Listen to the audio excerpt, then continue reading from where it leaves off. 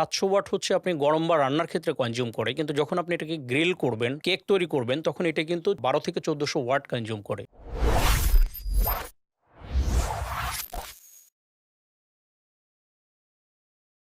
Welcome to Electromar tech care.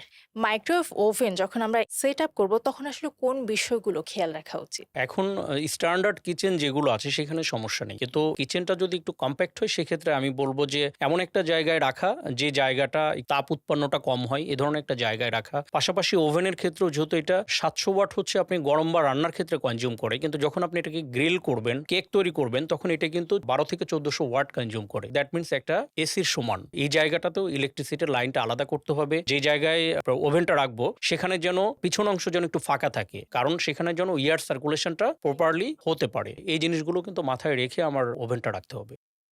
Take সম্পর্কিত যে কোনো কিছু জানতে বা জানাতে নিচে কমেন্ট করুন এবং টেক সার্ভিস পেতে কল করুন 16649 এই নাম্বারে।